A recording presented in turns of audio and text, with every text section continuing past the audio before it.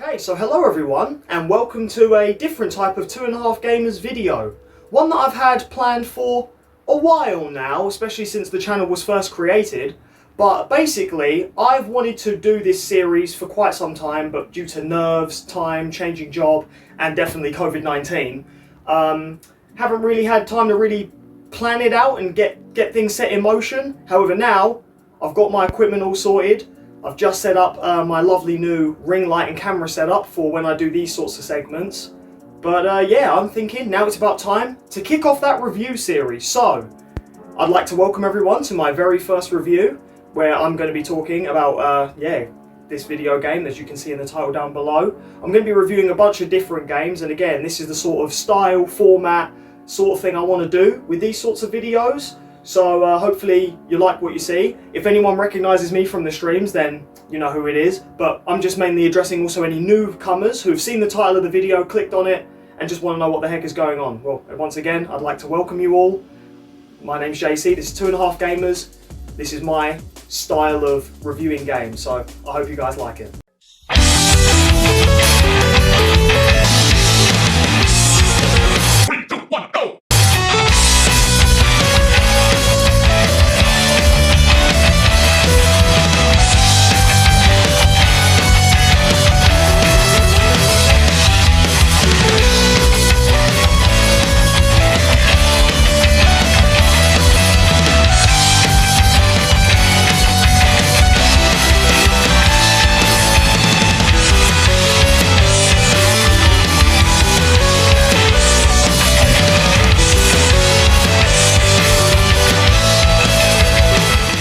Right, so now on to the subject matter at hand, the game I'll be reviewing.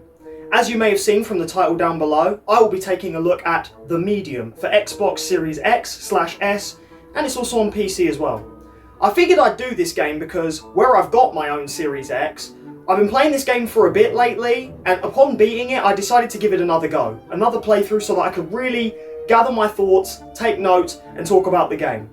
I wanted to do this for my first review, as I really wanted to show off my knowledge of games and just the sorts of things that they do and the thing that this game does to really set itself apart from most games of its genre. Not only that, but this is the first Series X/S next-gen exclusive title. Like I said, it is on PC as well. However, this is the first next-gen game on the Series X/S. So I thought, for my first review, why not take a deeper look at it? So, with that being said, this is The Medium.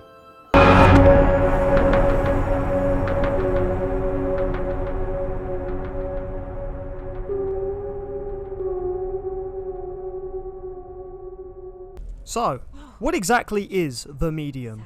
Well, it's Bloober Team's latest horror game for the Xbox Series X/S and PC, as I stated earlier in the camera intro.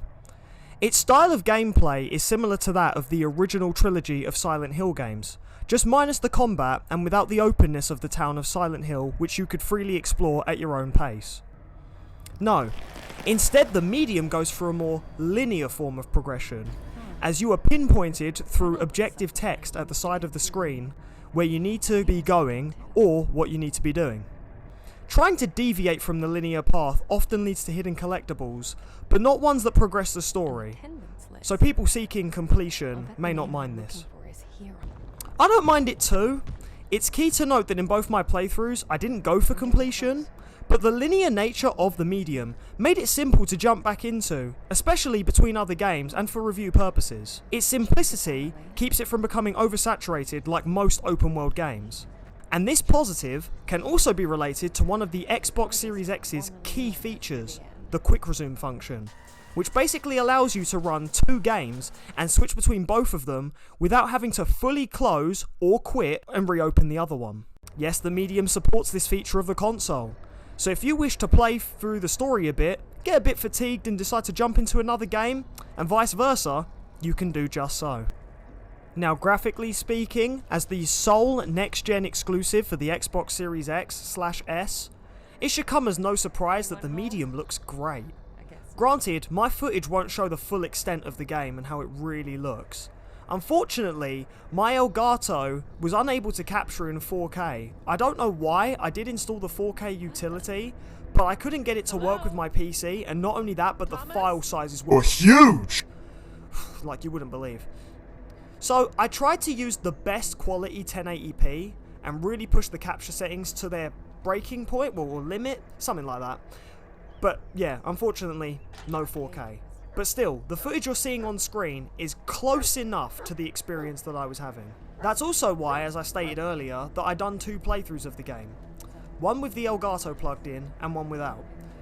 The one where I played through without the Elgato plugged in, my first initial playthrough, was just my Xbox hooked directly up to my 4K smart TV, with HDR turned on and all the lovely bells and whistles that comes with. Then, once I had beaten the game, I plugged in my Elgato, started new game, and I started playing on 1080p. Fortunately, the Series X actually has a really nice feature where, like PC, it can just auto-detect what screen you've got it plugged into and adjust the settings accordingly. It done exactly this for the Elgato, and it actually really helped out a lot, so it was great. To be fair, it is a feature that I probably will go into more detail about should I review the console as a whole, but you'll have to let me know if you guys want to see that in the comments.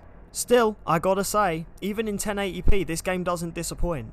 So if you're playing this on PC and don't have a 4K TV or monitor, and perhaps your TV doesn't even have HDR, or you're playing this on the Xbox Series S, safe to say you won't be disappointed, as even then the medium still has some truly next-gen texture quality, fully animated and realistic models, although sometimes the animation can be a little bit wooden and uncanny at some points. But the biggest thing has to be the lighting and reflections. But why those 2 things specifically? Well, that's because the game uses DXR accelerated ray tracing.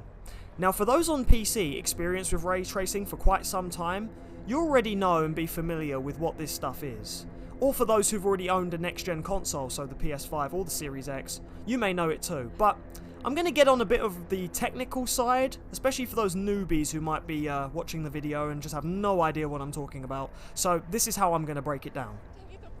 Basically, ray tracing is a new way games showcase lighting and reflections in a more realistic way.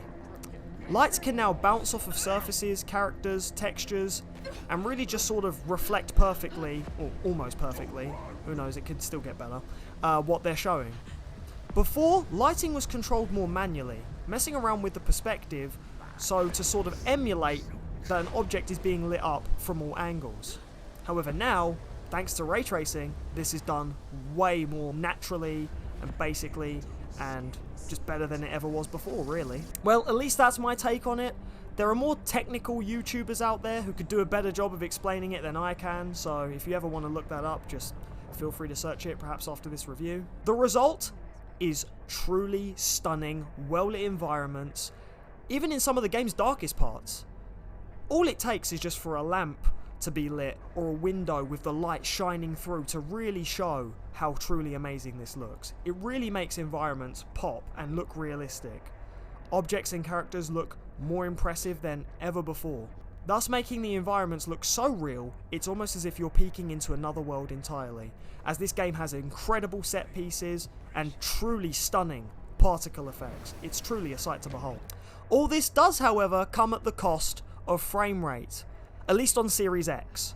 Yes, the medium is locked to a solid 30 FPS, both in 4K and 1080p. I couldn't change the frame rate. But who knows, maybe a patch where they tweak the settings or allow you to tweak the settings, just so that people can mess around with it and play with the game how they want, like a performance mode or a fidelity mode, just that sort of thing. The other reason why this happens also ties into the medium's unique mechanic, but I'm going to touch on that in just a second when I talk about the gameplay. Right, so as stated earlier, the medium, much like Silent Hill, is a third-person psychological horror with slight elements of puzzle solving. Rather than what most horrors have been doing, using the first-person perspective, putting you in the shoes of the main character, say for instance like Resi 7 and even the upcoming Resident Evil 8, the medium harkens back to the old fixed camera angle style of, again, classic Resi and Silent Hill. Funnily enough, even Silent Hill was almost going to go to first person with PT, the playable teaser for Silent Hills on the PS4, but I digress. Although nothing groundbreaking, the mechanic is a bit outdated, but I really didn't mind the perspective. It does fit with the story that the medium is trying to tell. I'll touch on the story in its own section of the video because trust me, there is a lot to do with the story. But the key point is this. The gameplay doesn't want you to feel like the main character Marianne, but rather it wants you to see and play the events as they unfold around her, so that way you feel like an outsider learning things as she learns them. Again, this is connected to the story.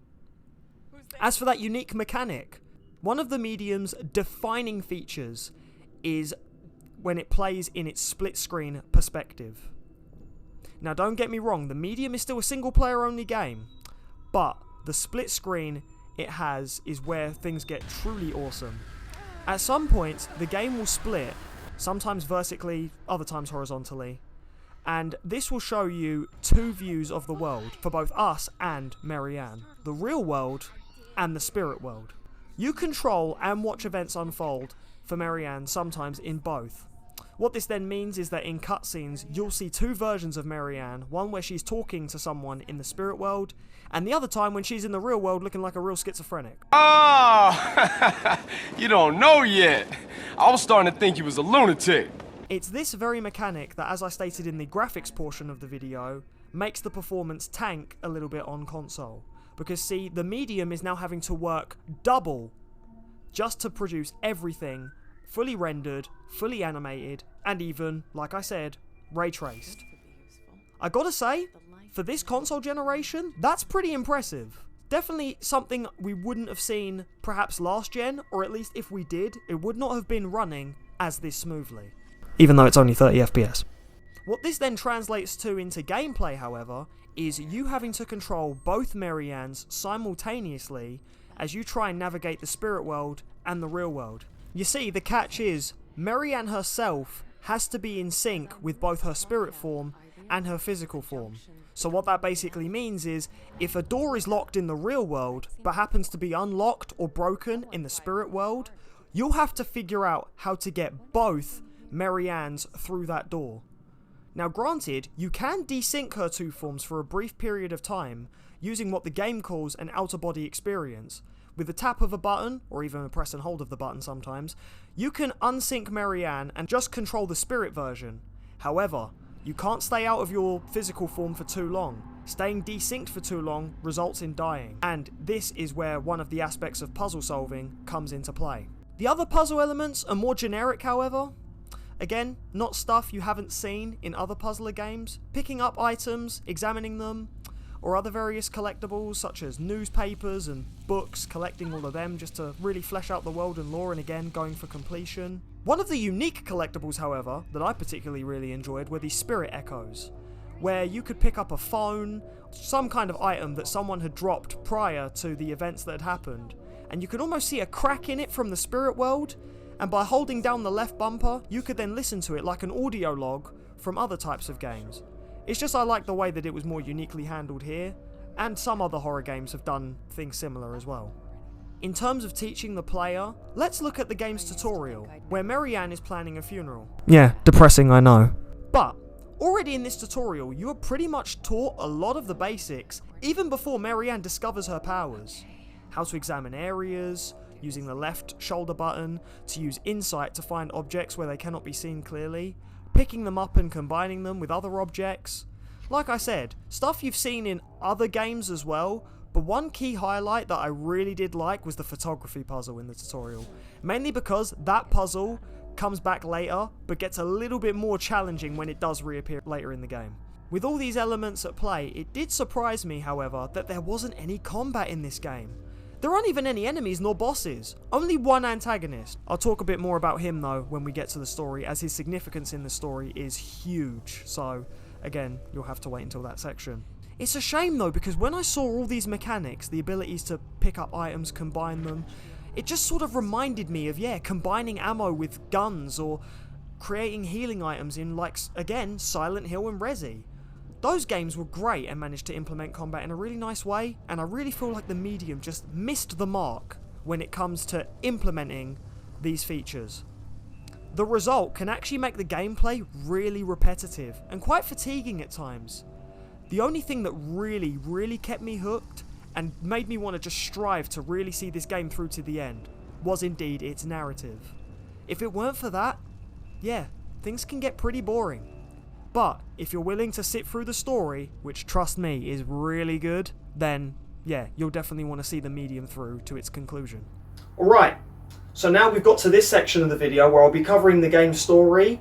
I just want to say, this is the spoiler warning part, so please, if you have not played the game yet and you're watching this review having no knowledge of the game prior or the game story prior, please skip to the time code I will provide here, where you'll get to where you can get the game and my closing thoughts.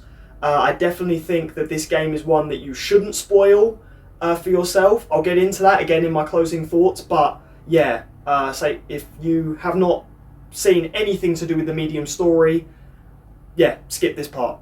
But coming up, yeah, skip that.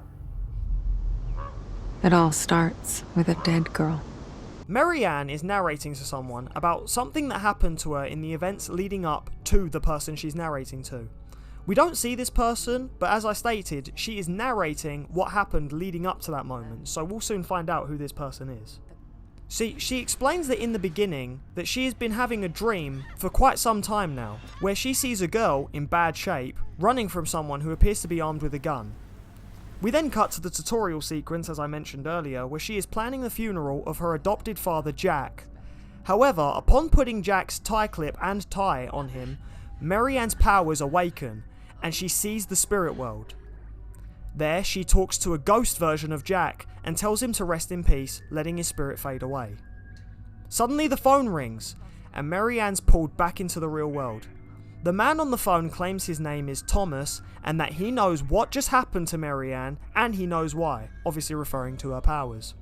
He then quotes the exact thing she said at the start of the game. It all starts with a dead girl. Getting Mary-Ann curious enough to trust him to then do what he tells her to do next, which is to go to a place called the Neva Resort, well, Niwa, but it's pronounced Neva, it's really weird spelling, to go look for the origin of her powers. Once getting to the resort, Mary-Ann finds that it is destroyed and abandoned and appears to be haunted. But, determined to find Thomas, Mary-Ann goes in anyway. Inside, she meets the spirit of a girl called Sadness, although that's not her real name.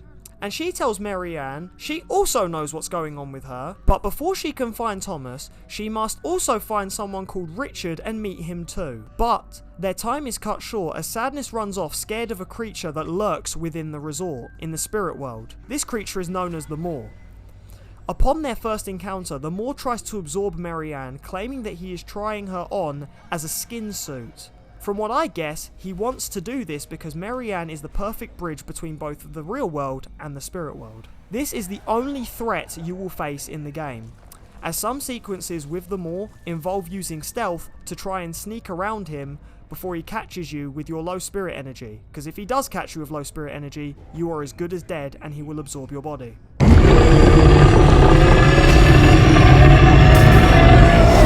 So Mary-Ann escapes the Maw and looks for Richard, whose spirit form is way more monstrous than both Mary-Ann's and other characters we've seen so far. It is then here where we get our first flashback sequence of Thomas, where we find out that his powers are basically similar to Mary-Ann's, but work slightly differently. Skipping ahead, we then find out that the person Mary-Ann has been narrating to has been Thomas the entire time. Later in the game you find him once you are all caught up with Mary-Ann's narration. Thomas confesses he's Mary-Ann's father and the owner of Neva Resort.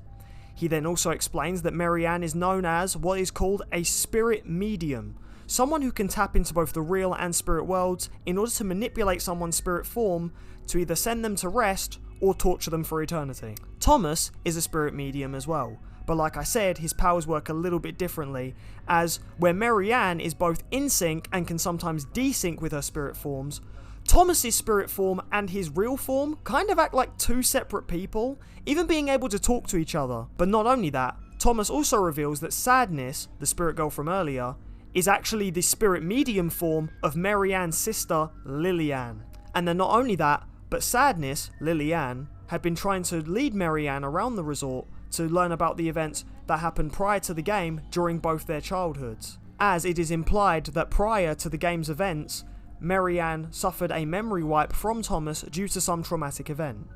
Said traumatic event turns out to be that Richard, Thomas's right-hand man and best friend, violated Lily-Ann when she was a child, scarring the girl for life. Thomas then took it upon himself to not only kill Richard in the real world, but also use his spirit powers to kill Richard's good spirit form and leave the monstrous one behind, so that he will suffer in the spirit world as a monster for eternity. Later, however, Thomas is then captured by an agent known as Henry, who tortures Thomas because he wants to see Thomas's powers in action. Henry tortures Thomas by burning his house down, with both Marianne and Lily-Ann still inside. It is then here that Lily-Ann's powers activate, where she creates two spirit forms of her own. The tiny girl known as Sadness, and the monster that has been antagonizing us throughout the entire game, the Maw. The Maw saved Marianne and Lily-Ann when they were both children, which then prompted Thomas to erase Marianne's mind and put her up for adoption so that she could lead a normal life. Meanwhile, Lily loses control of the Maw entirely, who then goes on to haunt and destroy the Neva Resort, killing all the guests inside and leaving their bodies and voices as echoes throughout the place. As stated, you can collect these echoes as collectibles like audio diaries in the game. After that long-winded exposition dump by Thomas, Marianne's father, she is then transported to the lake near their childhood home. This is where she finally meets Lily for the first and seemingly last time, as Lily not only confirms that yes, she did create the Maw, but she also clarifies the dream Marianne's been having about the girl who gets shot at the start of the game. Turns out that that girl is Lily, and that Marianne has to be the one to kill her. Because you see, the only way Marianne can destroy the Maw truly is to kill the person who created it, that being Lily. Handing Marianne a gun, the only gun you actually see in the game, you don't even get to use it, she is then presented with the ultimatum. To either kill Lily and destroy the Maw once and for all, or to kill herself so that the Maw doesn't have a spirit medium strong enough to absorb and thus enter the real world. The pressure starts to build on Marianne, as the Maw, Lily and Sadness get closer and closer, until eventually the screen cuts to black and...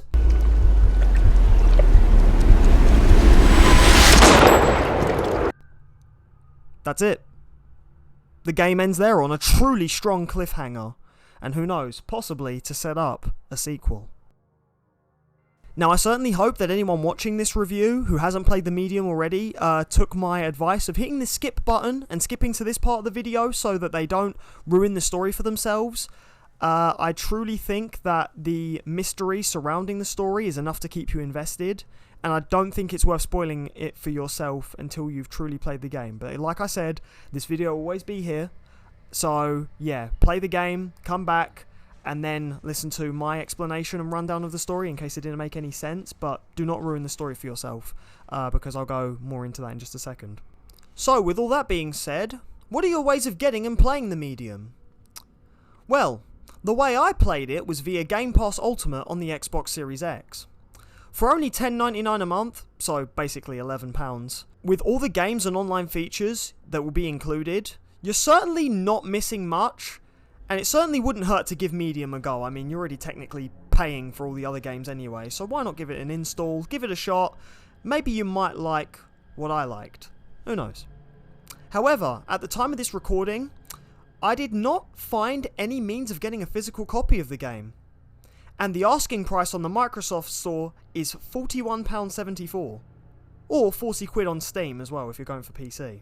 Granted, like I said, when I'm recording this, again, you could be watching this in the future where the price will be different, or it will be different where you live, depending on, you know, country, region, currency, yada yada yada, all that stuff, you know how it is. Right, so, as for my final thoughts on the game, I personally gotta say, if it wasn't for Game Pass Ultimate, I wouldn't have played the medium straight away. I was not planning on buying this game at launch. I only played the game at launch because, like I said, I got it on Game Pass. And I think that the asking price is okay, but not for a game like this. There are a lot of similar horror games. Like I said, nothing really new here, aside from the unique mechanics I mentioned earlier. And yeah, a lot of those horror games are just better, some cheaper, some about the same price, and offer a lot more in terms of replay value, whereas all the medium really offers is, like I said, those unique mechanics, and just a really great story that, like I said, you really shouldn't spoil. But I think the medium definitely missed the mark, not including features such as combat. With the story they're trying to tell, some aspects of the gameplay suit, but I think there were still parts, like room, where they could have added things in to really just make it more diverse, make it stand out a little bit more. And I think they missed the mark when it comes to that. I can definitely say it's not worth the price of just a single playthrough either. Again, I can attest to this because I've done 2 playthroughs of the game. It's only really worth doing the 1 playthrough. Once you've spoiled the story for yourself, which hopefully you didn't do by this review, by the way, yeah, once you've played through the game once and experienced all the story and stuff, yeah, there really isn't much else you can do. It's not worth replaying. Now, I know that can be said with a lot of games, like in the case of spoiling the story, it's not worth replaying, but there are honestly some games out there that even when you know the story, you can still play them and have a really good time. And unfortunately, yeah, the medium isn't really one of them. Again, you kind of need to go into this blind in order to at least give you that driving force to want to find out what's going on. I think it was a really smart move, including the game on Game Pass, however, because like I said, if it wasn't on Game Pass, I probably wouldn't have given it a shot, at least not straight away. However, at the time of this recording, it's still on Game Pass, but if you're watching this in the future and it's been delisted off of Game Pass, or you don't have a Series X, because again, this is only on Series X's Game Pass, not last gen, again, new gen game only, yeah, or if you're on PC and you're debating on getting it there, I certainly would recommend waiting for a price drop. Yeah, I would not pay the full price of admission to play this game. But I will say, what Bloober Team set out to do with the game is really good. However, hopefully they can get to work on a better sequel. Who knows? Safe to say, the Xbox hasn't had a sole next-gen game yet, only updated last-gen games to feature next-gen graphics and features. But what Bloober Team actually did with this game can at least be admired, and makes for a first decent next-gen experience. Again, we haven't really seen anything to truly push the technology yet. I can't say this really pushes the technology either, but that can be confirmed on both PlayStation side and Xbox's side. The medium doesn't set the bar for next-gen gaming. However, it is at least the first steps, sort of. Maybe like the first crawl. Yeah, something like that. However, talking about next-gen is probably something I'd like to do in a future review. Perhaps if I review the Xbox Series X, like I said, as a whole, or the PS5, or both consoles, should I review this entire console generation. Again, let me know in the comments down below if you would like to see that sort of review, because I'd certainly be up for making it. Alright, so that was my first review. I hope you guys enjoyed it. It definitely took a lot for me to finally get the ball rolling on this one. Again, that can be attested to all the things that I stated at the beginning. Can't be helped really, well some of it couldn't be helped, like again. But yeah, this is just my final unscripted outro, so if I'm fumbling my words a lot like I normally do in these sorts of videos, then yeah, that's why. This is just me completely talking off my own back. Yeah, I hope you guys, yeah, like I said, enjoyed this style of video. I certainly would like to do another one. And if anyone who does reviews normally wants to give me any tips or pointers, I know I certainly need them, but this is only the first review. Much like the medium that I've just reviewed, we can only really go up from here. So perhaps when I come back with my next review, yeah, I'll try my best to do a lot better based on kind yet critical user feedback. So, you know, no ripping the shit out of me in the comments or anything. But yeah, either way, I'd like to thank you all for tuning into this video. Again, I would like to do another review at some point. In fact, a bunch of reviews. I want to do a bunch of reviews. I've got a lot of games here that I want to play, some more that I want to talk about, certainly. So yeah, it would much be appreciated if you liked the video for all the work that went into it, and as well, again, first review, and just to put my mind at ease, because I was nervous doing this as well, and I'm sure people who have been reviewing, if they watch this, will think, yeah, we can tell, but again, it's the first one. Hope you all liked it, and yeah, whether you see me in a stream, unboxing video, another review, anything really, you'll see me when you see me. Either way, I'd like to thank you all once again, take care, and have yourselves a damn good one.